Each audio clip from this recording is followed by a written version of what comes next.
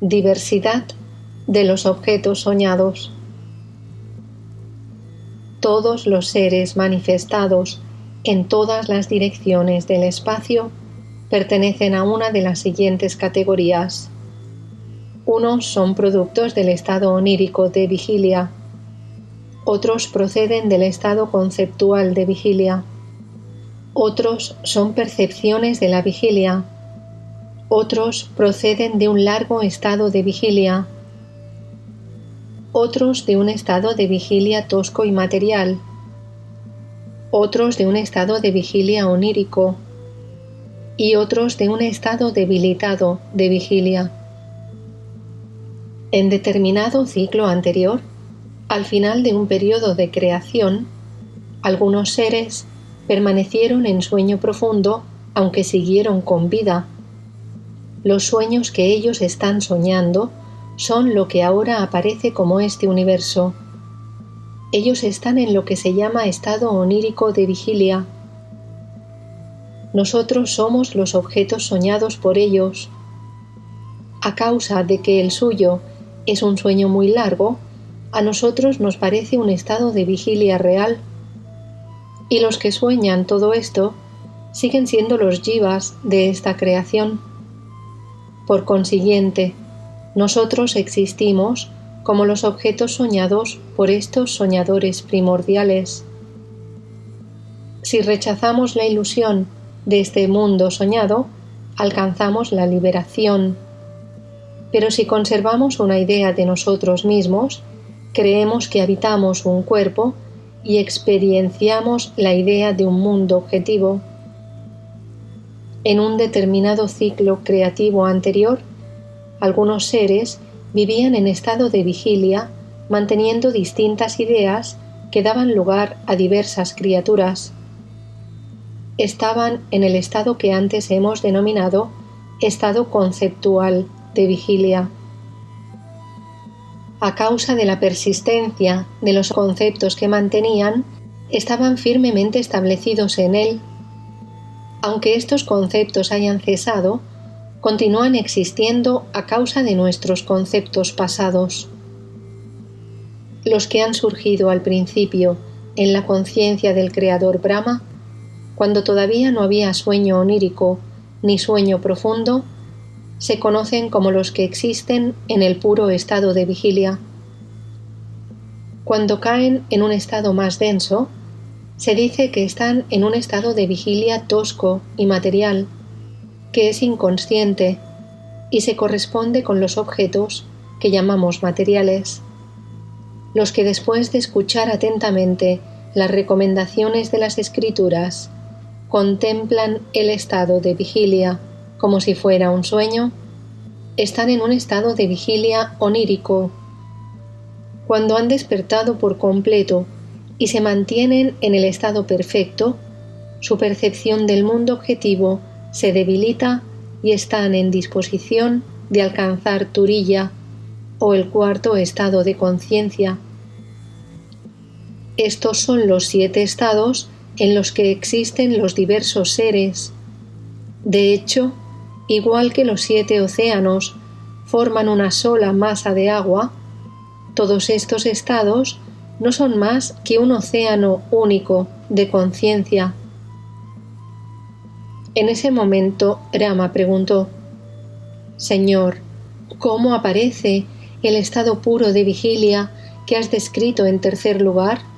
¿Y cómo pueden existir los seres en dicho estado sin una causa o motivación determinada? Vasista contestó con amabilidad: Querido Rama, sin una causa no se produce efecto alguno. Por consiguiente, el puro estado de vigilia tampoco se produce, como no existe en modo alguno esta creación aparente. Nada es creado y nada perece. Solo se explica así para describirlo de algún modo con vistas a la enseñanza. Rama insistió de nuevo: ¿Pero quién ha creado los cuerpos, las mentes y todo lo demás? ¿Y quién confunde todos estos conceptos con los de amistad, placer, etc.? Vasista respondió de inmediato: nadie crea los cuerpos en ningún momento y nadie confunde a los seres de ningún modo, querido Rama. La conciencia es eterna y sin principio y existe como la multiplicidad de los seres. Fuera de esta conciencia no hay nada, aunque todo parece existir fuera de ella. Esta apariencia de realidad externa también brota en ella misma como un tallo de su propia semilla. Este universo existe en el interior de la conciencia, como una estatua existe ya en un bloque de mármol sin esculpir. Esta conciencia, que está en todas partes, en el exterior y en el interior, se desarrolla ella misma como este mundo objetivo por medio del tiempo y del espacio, del mismo modo que la fragancia exhala de las flores. Este mundo es el otro mundo. Pongamos fin a los condicionamientos mentales, espacio, tiempo y causa, que crean este otro mundo. Cuando se ha desterrado la idea de otro mundo, ¿de dónde pueden brotar esas ideas? Solo el ser es real, totalmente desprovisto de los conceptos de espacio, tiempo, causalidad y movimiento, pero el ser no es un vacío.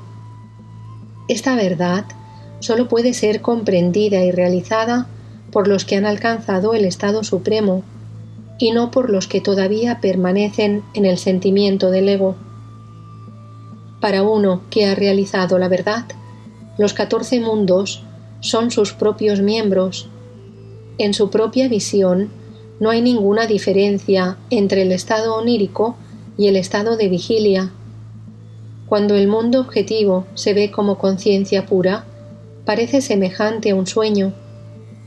Igual que todo lo que cae en el fuego se homogeniza con el aspecto de ceniza, por el fuego de la sabiduría, todos los estados de conciencia convergen y quedan reducidos a un estado único, Turiya.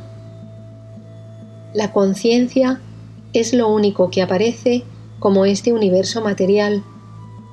Cuando esto se comprende en profundidad y se realiza, deja de existir la creencia en la existencia de la materia y con ella cesa el deseo de poseer tal materia. Entonces, uno permanece en la propia paz interior.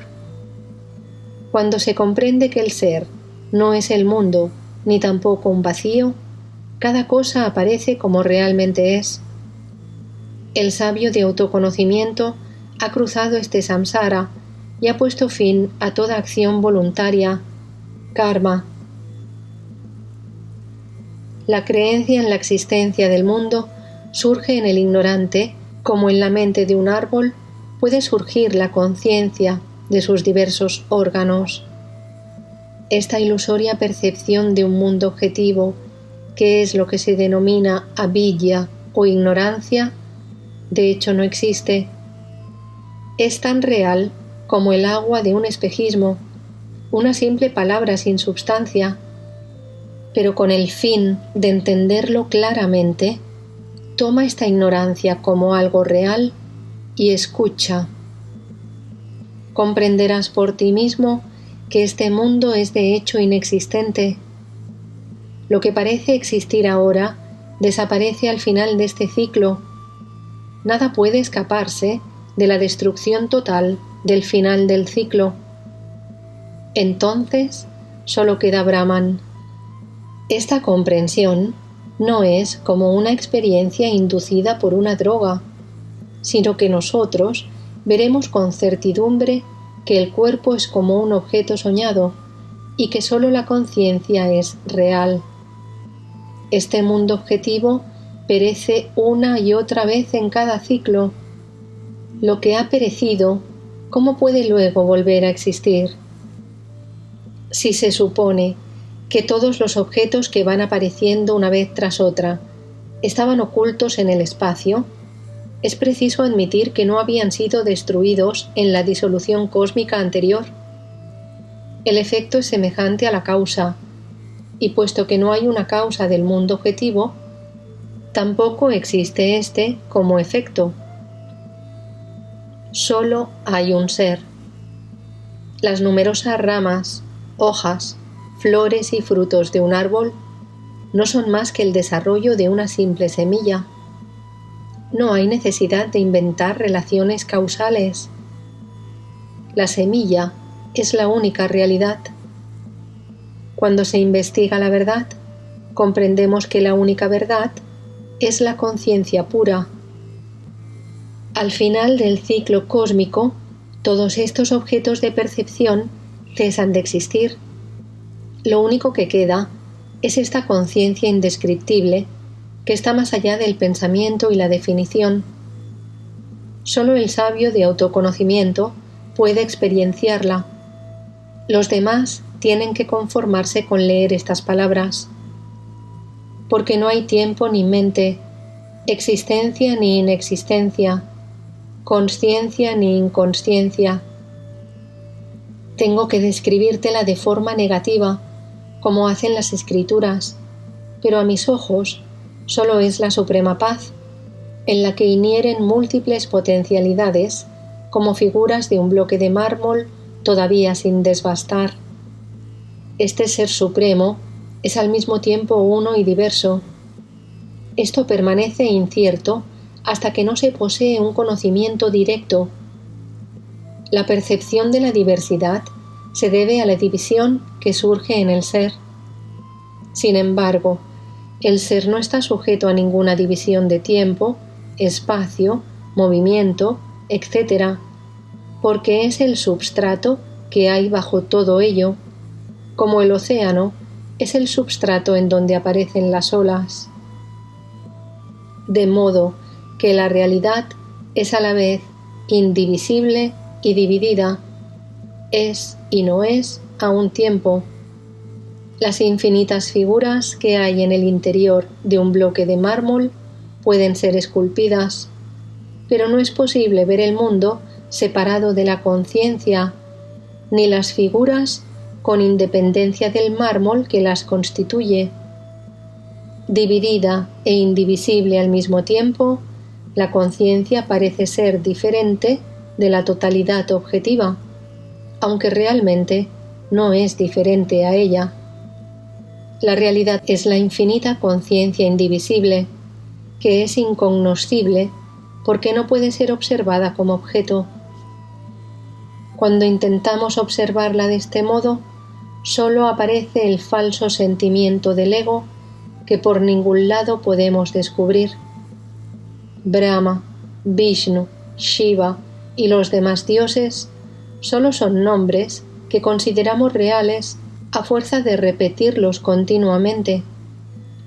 La creación no tiene causa ni razón alguna, por tanto, no existe.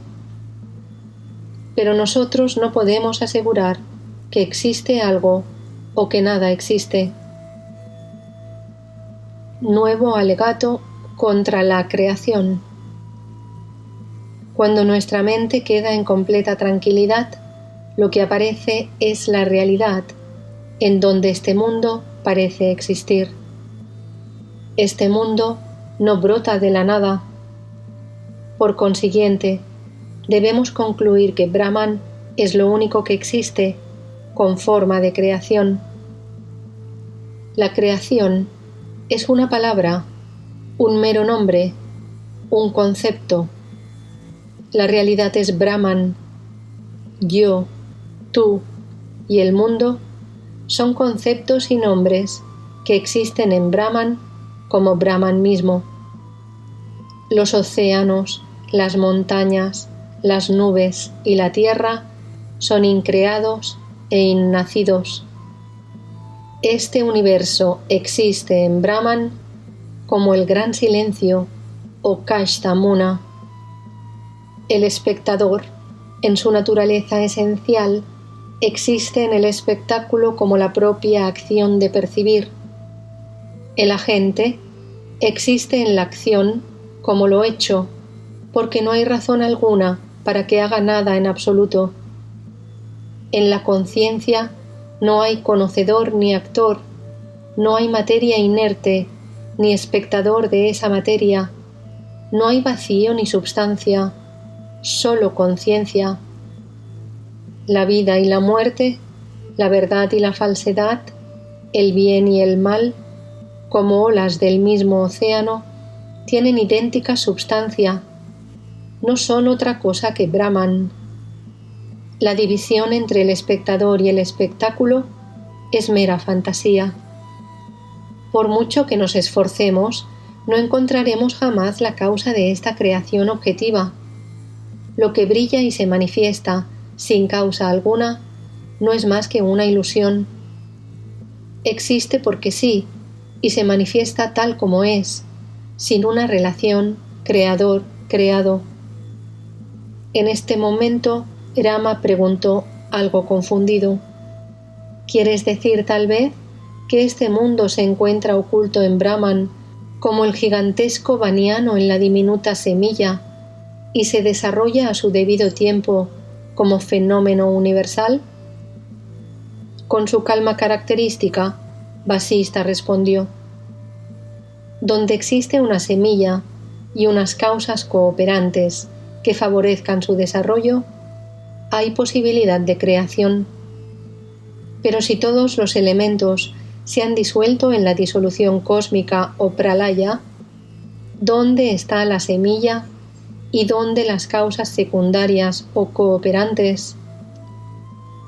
Cuando lo único cierto es la infinita conciencia indivisible, no hay lugar para la partícula más infinitesimal y mucho menos para una semilla de creación. Este universo no es más que el Ser Supremo. La conciencia infinita concibe en sí misma lo falso en lo falso y la conciencia pura en la conciencia pura. Este mundo existe en Brahman como la distancia en el espacio. Puesto que en un principio no hay causa ni motivo alguno para que surja la creación, nada puede ser o no ser. No puede haber materia, ni mente sutil, ni objetos animados o inmóviles. La conciencia no tiene forma y no puede crear este mundo de nombres y de formas, puesto que la causa debe ser igual al efecto, y sólo lo que tiene forma puede crear algo o cambiar de forma. El ser sigue siendo el ser todo el tiempo, y la indivisible conciencia imagina todos estos objetos en su interior. Lo que la conciencia experiencia en su interior como si fuera ella misma es lo que llamamos mundo o creación.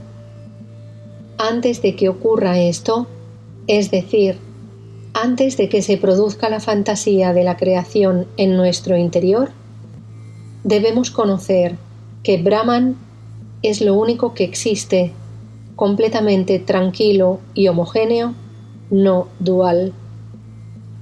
La conciencia es la conciencia, el agua solo es agua, y esta creación solo parece real porque ha sido imaginada por la conciencia.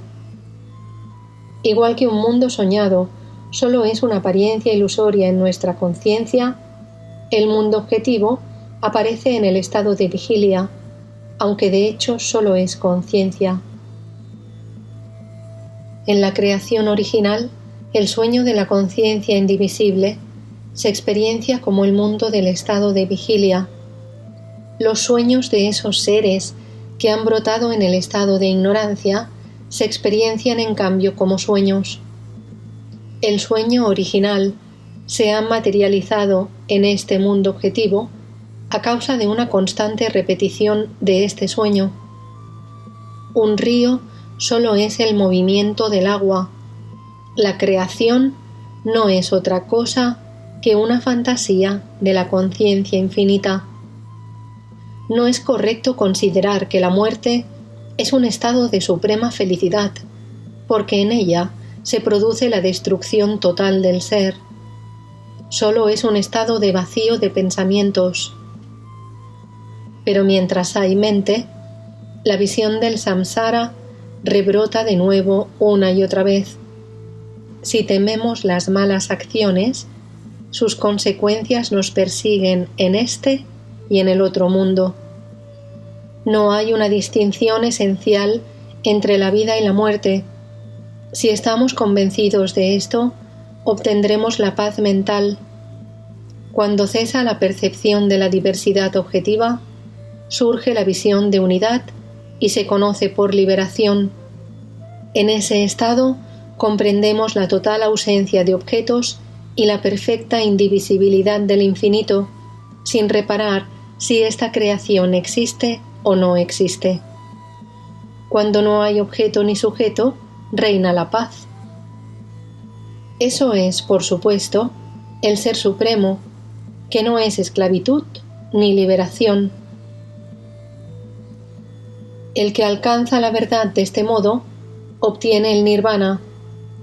Al mismo tiempo comprende este mundo objetivo, que solo es un imperceptible movimiento de la conciencia, como ese mismo nirvana solo es la detención de ese movimiento.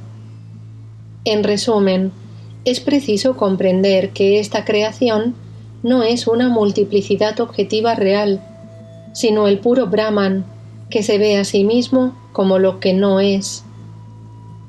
La conciencia existe en todas partes como la forma de esta creación. No hay inconsciencia en parte alguna, porque todo es conciencia. Lo que parece materia no es más que conciencia. En relación con esto, quiero que escuches, querido Rama, la historia de una roca tal como pude contemplarla yo mismo. Historia de la gran roca y meditación de Vasista. Hace mucho tiempo, después de conocer todo lo que hay que conocer, quise renunciar a todas las actividades del mundo y sumirme en una profunda meditación sin interrupción alguna. Me fui a un lugar apartado y solitario y medité lo siguiente: el mundo entero carece de valor y de sentido. Nada en este mundo puede proporcionarme la menor felicidad. ¿Qué estoy viendo como mundo y quién soy yo?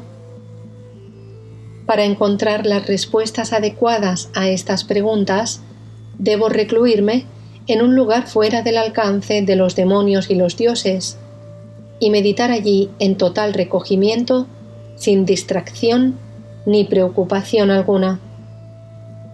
¿Dónde puedo encontrar un lugar así? Los bosques están llenos de ruidos, de torrentes y fieras salvajes. El océano está lleno de motivos de distracción, como una populosa ciudad. Las cuevas tampoco están libres de distracciones. En ellas suena el viento y están habitadas por gusanos y otros animales. Los lagos también son elegidos por la gente para distraerse y no resultan lugares adecuados. Después de examinar todos los lugares de la Tierra, decidí irme al espacio exterior. Pero allí también encontré motivos de distracción en las nubes, los seres celestiales y los demonios, los cuerpos celestes y las almas desencarnadas. Decidido a abandonarlo todo, me fui a un solitario lugar muy lejano, a donde los elementos naturales no podían llegar. En este espacio vacío, imaginé en mi propia mente una ermita totalmente inaccesible para los demás seres. Me senté en la posición de loto y tranquilicé mi mente por completo. Decidí permanecer 100 años en Samadhi. De acuerdo con la ley de que uno ve todo aquello que contempla durante mucho tiempo, mi fantasía se materializó y surgió ante mí en la forma en que la había concebido. Aquellos 100 años pasaron ante mí en un abrir y cerrar de ojos, porque cuando la mente se concentra perfectamente, el paso del tiempo no se percibe en absoluto. Cuando este periodo temporal llegó a su fin, mi mente comenzó a desplegarse de nuevo. Los fantasmas del yo y el mundo se manifestaron ante mí con la ayuda de las fuerzas vitales que comenzaban a removerse en mi interior. Inmediatamente en mi corazón brotaron los deseos. No sé de dónde venían y cómo llegaron a mí. En ese momento, Rama preguntó: ¿cómo es que el sentimiento del ego puede surgir en una persona que está en nirvana? Vasista replicó: sin el sentimiento del ego, el cuerpo no puede existir, ni en un conocedor de la verdad, ni en un ignorante. Lo que necesita un soporte no puede existir sin ese soporte. Pero hay una diferencia esencial entre ambos, que ahora voy a explicarte. El pequeño fantasma de la ignorancia ha creado el gran fantasma conocido como ego, que parece existir en nuestro interior sin ser percibido. La ignorancia misma tampoco existe, pues cuando se la investiga, no se la encuentra por ningún lado. La oscuridad no puede ser vista con la luz de una lámpara. Cuando uno busca el fantasma de la ignorancia, no la encuentra por ningún lado, pero cuando uno la da por sentada, sin investigación alguna, crece y se desarrolla sin límites como un monstruo amenazador. Este mundo es creado por esa ignorancia que solo es real para el ignorante. Lo que está más allá de la mente y de los sentidos no puede ser la semilla ni la causa de la existencia de lo que es el objeto de la mente y de los sentidos. Y cuando no hay semilla, ¿cómo puede brotar y desarrollarse el tallo?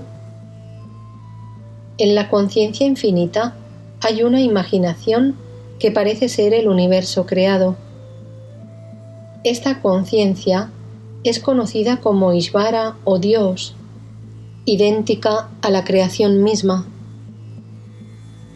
Es como una creación soñada por cada uno de nosotros. Los objetos soñados parecen tener inteligencia porque el soñador es un ser consciente.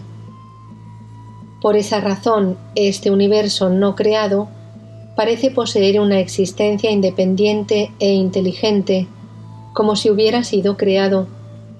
Pero no hay creación alguna, solo Brahman, que existe como Brahman. Cualquier idea que brota en Brahman es experienciada por el propio Brahman como si fuera un objeto perceptible.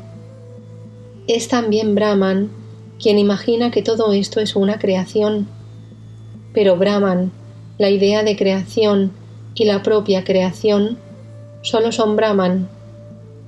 Puesto que esto es así, ¿cómo puede brotar la falsa idea de yo o sentimiento del ego? Ya te he explicado cómo se puede superar el fantasma del ego que desaparece por sí mismo cuando es comprendido en profundidad. Yo he comprendido de esta forma el sentimiento del ego, y aunque parezca existir en mí, es como un fuego pintado y no funciona en absoluto. He abandonado por completo el ego. Existo en el espacio como si estuviera fuera de él. Existo en la creación como si no formara parte de ella.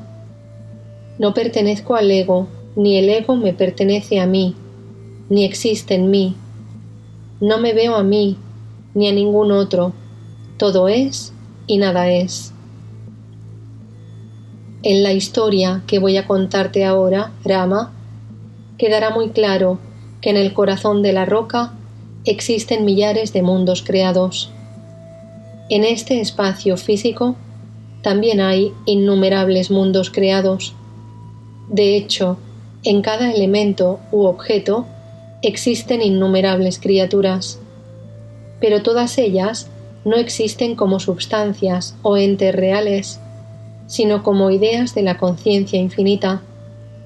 Desde el principio, nada ha sido creado. Brahman solo existe en Brahman. Brahman y la creación son dos palabras sinónimas, entre las que no puede haber distinción alguna. Unidad y dualidad son dos palabras sin significado real, creadas por la mente, que también establece la distinción entre Brahman y la creación. Cuando cesan estas ideas, se produce una gran paz interior, aunque uno esté ocupado en labores externas. Todas las cosas son nirvana. La creación que percibimos es vacía como el cielo, aunque parece tener forma y color. Considera el universo entero, compuesto por ti, por mí, las montañas y los ríos, los dioses y los demonios, como consideras las cosas y los acontecimientos de un sueño. Pero sigamos ahora con la historia de la roca. Esta gran roca de la parábola es el huevo dorado de Brahma, o Hiranyagarbha. Después de permanecer en Samadhi durante 100 años, regresé a la conciencia corporal y oí un suspiro. Presté atención tratando de adivinar de qué podía tratarse. Me hallaba en un lugar tan lejano que ninguna persona, ni siquiera un insecto u otro ser, podía hallarse junto a mí. Además, no veía a nadie y me puse a investigar atentamente de dónde venía aquel suspiro. Entré de nuevo en Samadhi, silenciando la mente y los sentidos. Me hundí en la conciencia infinita y vi en ella reflejada la imagen de incontables universos. Era capaz de desplazarme a cualquier sitio y ver cualquier objeto existente en ellos. Contemplé innumerables creaciones que se ignoraban entre sí. Unas seguían existiendo, otras habían sido ya destruidas, pero todas estaban protegidas por diferentes atmósferas, cuyo número variaba entre 5 y 36. Cada creación tenía un número distinto de elementos y poseía diferentes tipos de seres en distintos estados de evolución, con diferentes naturalezas y culturas. Algunos de ellos poseían otros universos en su interior. En otros había criaturas cuya existencia ni siquiera podrías percibir. En algunos reinaba un orden perfecto y otros estaban en el más absoluto desorden. En otros no había luz y por consiguiente no había sentido del tiempo. Todos estos universos son los frutos de la conciencia infinita. Es imposible decir cómo y cuándo aparecieron todos y cada uno de ellos, pero lo cierto es que todos ellos son creación de la ignorancia. En estos mundos creados, los dioses y los demonios son tan abundantes como los mosquitos. Podemos considerarlos como ideas ficticias o como creaciones de un creador supremo. Es indiferente. Lo cierto es que de hecho son la conciencia infinita y no son algo diferente de ella. En las descripciones que nos transmiten las escrituras, permanecen como realidades inertes. Así es como contemplé todos aquellos mundos durante mi samadhi. Pero en aquel momento mi atención se dirigía hacia la fuente que producía el extraño sonido. Vi una mujer muy hermosa que iluminaba el espacio en torno suyo. Se le notaba que poseía una elevada educación. Se aproximó a mí gentilmente y me dijo con voz muy dulce: «Distinguido sabio, tú has vencido los defectos de la lujuria, el odio y la codicia. Tu mente está completamente libre y desapegada de todo. Por consiguiente, te doy la más cordial bienvenida». Una vez que supe de dónde procedía aquel extraño suspiro, decidí marcharme de allí, pensando que no tenía nada que hacer con aquella delicada mujer.